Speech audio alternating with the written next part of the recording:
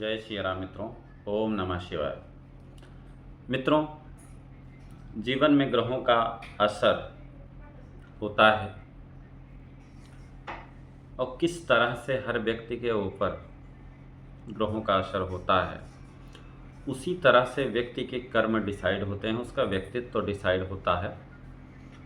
और व्यक्तित्व डिसाइड होने के साथ साथ उसके कर्मों का जो प्रभाव होता है उसके प्रोफेशन पर पड़ता है, और उसका जो प्रोफेशन होता है, उसका जो व्यवसाय होता है, वह अपने व्यवसाय और वृत्ति के माध्यम से लोग अपनी इच्छाओं की पूर्ति करते हैं।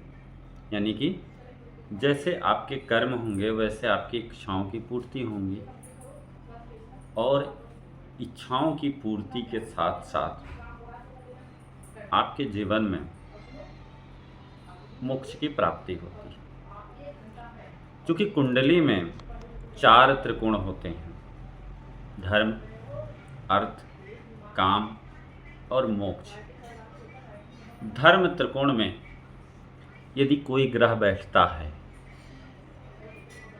तो 1, 5 और 9 को रिप्रेजेंट करता है धर्म त्रिकोण। पहला घर लग्न का होता है। लग्न यानी कि आपका व्यक्तित्व, आपका आचार विचार व्यवहार, आपका शरीर। आप किस लिए पैदा हुए हैं अपने जीवन में, क्या अपनी इच्छाओं की पूर्ति आप कर पाएंगे, या आपका जो जीवन है, आपका शरीर आपकी इच्छाओं की पूर्ति के लिए साथ देगा या नहीं देगा। इन सारी चीज़ों का निर्धारण धर्म त्रिकोण के अंतर्गत होता है। धर्म त्रिकोण में दूसरा जो भाव होता है वो पंचम भाव होता है, यानी कि पूर्व पुण्य कर्मों का भाव, शिक्षा का भाव और संतान का भाव। पिछले जन्म के जो कुछ कर्म हैं, उन कर्मों के आधार पर आपके 5वें भाव का डिसाइड होता है। यानी कि आपके 5वें घर में कौन से ग्रह बैठे हुए हैं, कौन से ग्रहों की उपस्थिति है, कौन से ग्रहों का प्रभाव आपके पंचम भाव पर है, वो आपके पिछले जन्म के कर्मों के आधार पर डिसाइड होता है। और इस जन्म में आपके शिक्षा का भाव है, संतान का भाव है, सूक्ष्म बुद्धि का भी भाव है। ठीक है, तो कहने का मतलब ये है कि जो धर्म त्रिकोण का जो द्वितीय भाव है वो आपके सूक्ष्म बुद्धि का है। शिक्षा कैसी होगी आपकी, संतान आपकी कैसी होगी, संतान का सुख मिलेगा कि नहीं मिलेगा, इन सारी चीज़ों का निर्धारण आपके पंचम भाव से डिसाइड होता है। और जो तीसरा और अंतिम भाव होता है धर्म त्रिकोण का, वो नवम भाव होता है। और नवम भाव के अंतर्गत आपका आध्यात्म होता है, आपका भाग्य होता है, आपके पिता का को देखा जाता है।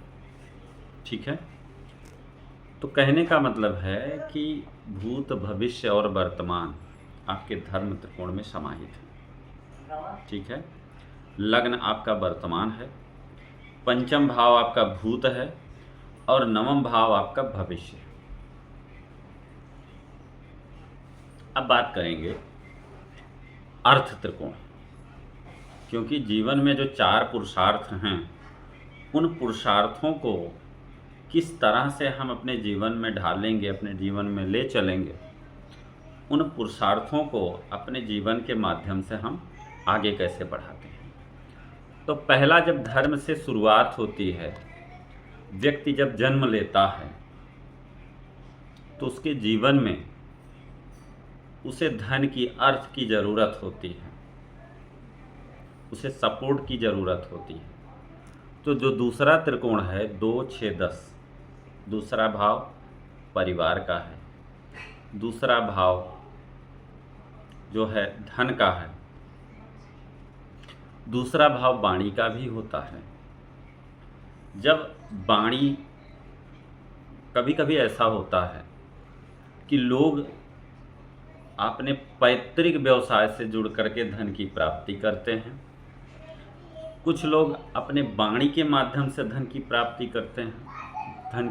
करते हैं और कुछ लोग जो है जो भी धन कमाते हैं, क्योंकि दूसरे भाव से हमें धन बैंक बैलेंस भी देखते हैं, तो जो धन है, अब धन की बात हम पूरी कहाँ से होगी? छठवां भाव। मान लीजिए दूसरा भाव बुद्धि है, पांचवां भाव सूक्ष्म बुद्धि है और छठा भाव आपका संकल्प हो गया। तो छठवें भाव में जो भी ग्रह आपके बैठेंगे, यदि क्रूर ग्रह बैठ जाते हैं तो कहीं ना कहीं आप ज़्यादा संकल्पवान होते हैं। तो जब व्यक्ति ज़्यादा संकल्पवान होता है तो अपने कर्मों को बहुत ही ज़्यादा महत्व दे करके काम करता है। और जो अर्थ त्रिकोण है, जब आपके संकल्प मजबूत होंगे तो कहीं ना कहीं आप जो भी काम करेंगे, जो भी व्यवसाय, जो भी वृत्ति, जो आजीविका के लिए जो भी काम करेंगे, उसको मजबूती से काम करने का प्रयास करेंगे।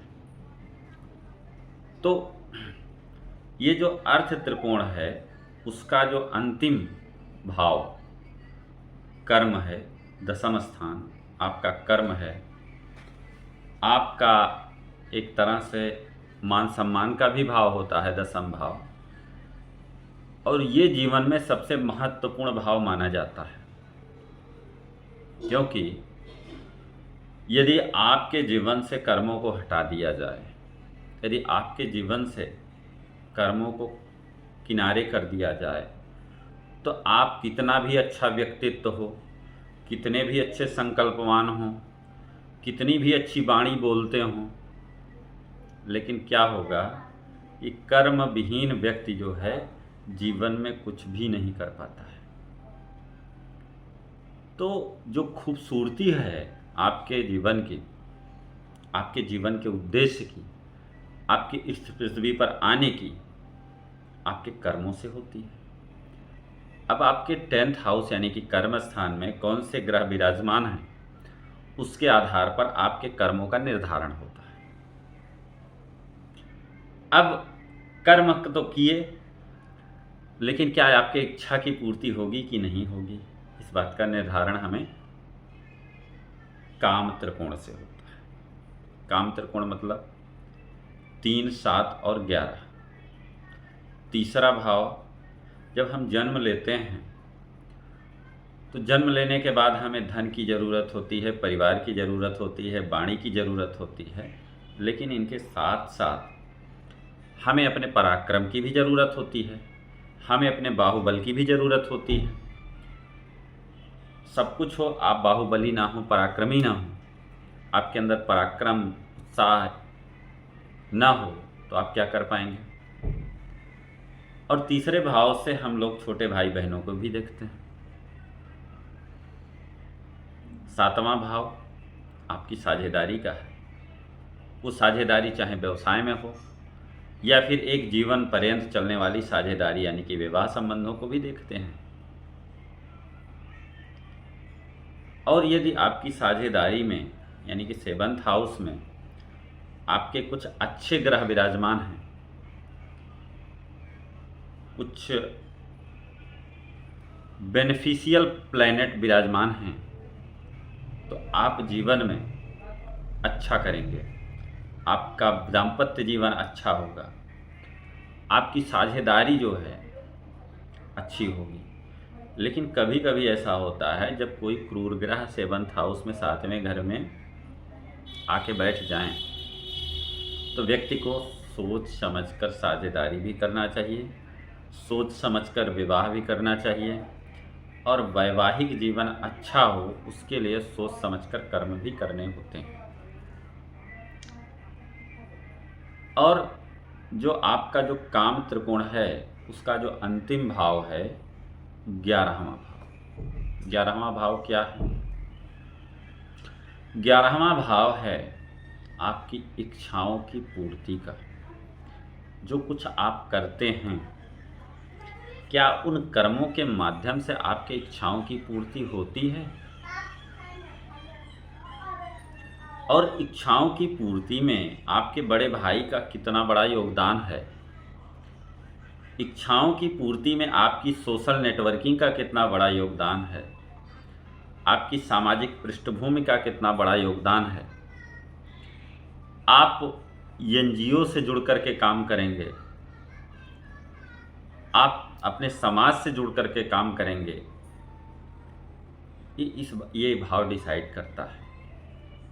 क्योंकि कहीं ना कहीं 11वां भाव व्यक्ति का इच्छा पूर्ति का होता है। और इस भाव में भी यदि अच्छे ग्रहों की प्लेसमेंट हो जाए, अच्छे ग्रहों से प्रभावित हो ये भाव, तो जीवन में बहुत अच्छा निर्णायक होता है। अब बात करेंगे मोक्ष त्रिकोण की, यानी कि धर्म हो गया, अर्थ हो गया, काम हो गया।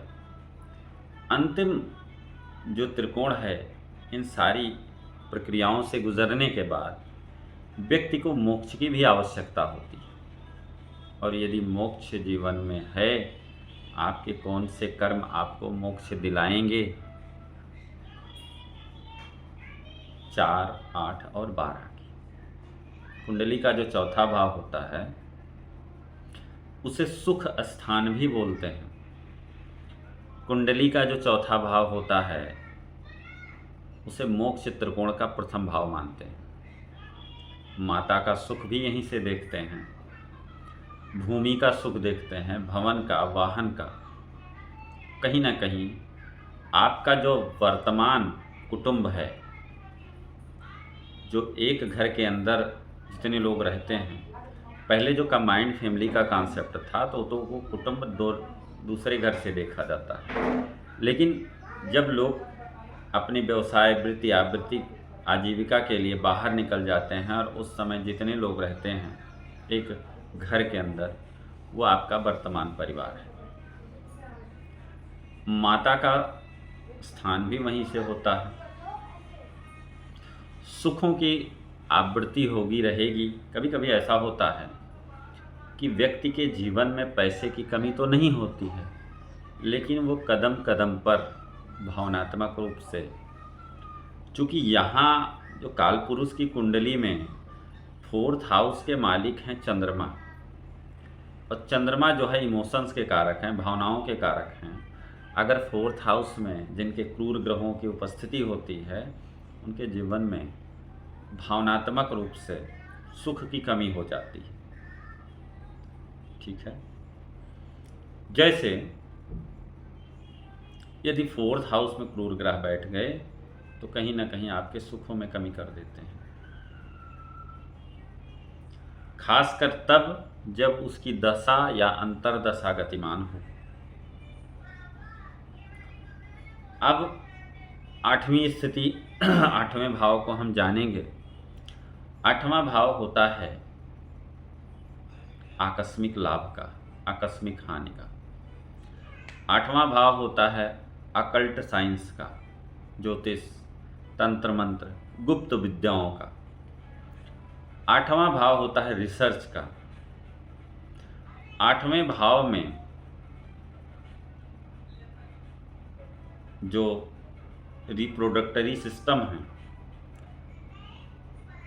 या फिर आपके जीवन साथी का परिवार का 8वां भाव होता है। इस भाव से जुड़ करके, इस भाव की चीज़ों को अपनाते हुए यदि आप काम करते हैं तो आपके मोक्ष का मार्ग आगे बढ़ता है। जैसे 8वें घर में यदि गुरु हैं, केतु हैं, तो आपको मोक्ष अध्यात्म से मिलेगा। आपको मोक्ष कोई आध्यात्मिक जीवन से जुड़ करके, आध्यात्मिक संस्था से जुड़ करके अपने जीवन में अध्यात्म को ला करके आपको मोक्ष की प्राप्ति होगी। और 12वां घर मुक्ति का होता है। मुक्ति यानी कि जब जन्म का घर पहला और मुक्ति का घर 12वां। अब 12वें भाव में यदि केतु बैठ जाए तो मोक्ष होना तय है आपका।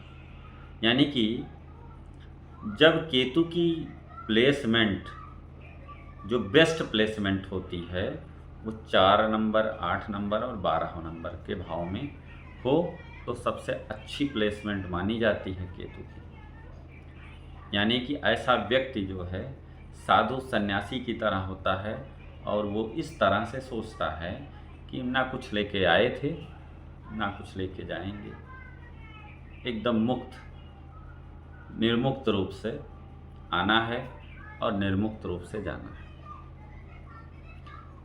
किसी के बंधन में नहीं बंधना है। केतु को छोड़ के जो सारे ग्रह हैं वो जो है केवल और केवल बंधन देते हैं। जैसे हम अगर देखें देवगुरु बृहस्पति की बात करें तो आपके अंदर वो प्यास डेवलप होती है ज्ञान प्राप्त करने की। यानी कि आप जितना कुछ ज्ञान प्राप्त करते जाएंगे उतना ही आपके अंदर जिज्ञासा बढ़ती जाएगी, यानी कि आप उसके बंधन में बंधते चले जाएंगे। शुक्र की बात करें, शुक्र धन है, वेल्थ है। जितना धन आता जाएगा उतना धन से जुड़ते हुए चले जाएंगे और उसके बंधन में बंधते हुए चले जाएंगे। राहु आकर्षण का कारक है, आकर्षण का बंधन है। राहु प्रभावित व्यक्ति ज़्यादा से ज़्यादा मटेरियलिस्टिक चीज़ों का शौकीन होता है। लोग अपनी चीज़ों को दिखाने का और दूसरों की चीज़ों से देख करके प्रभावित होते हैं। मंगल पराक्रम जोड़ता है। पराक्रम शरीर जैसे जैसे बनती चली जाएगी उसे आसक्त हो करके लोग और भी जुड़ते हुए चले जाएंगे जिम से, एक्सरसाइज से। तो इसी तरह से सारे ग्रहों का अपना एक रोल है। लेकिन केवल अगर केतु की बात करें तो केतु का सबसे बेस्ट प्लेसमेंट क्या है, वो 4, 8, 12 है। उसके बाद अगर हम देखें तो 1, 5, 9 में अगर केतु है तो भी वो सबसे अच्छा माना जाता है। क्यों? केतु अगर 8th हाउस में है तो व्यक्ति को अध्यात्म लेट्स गो वाली स्थिति में रहना चाहिए। ठीक है, तो आज के लिए इतना ही मित्रों, फिर मिलेंगे एक नए कार्यक्रम के साथ। तब तक के लिए जय श्री राम, ओम नमः शिवाय।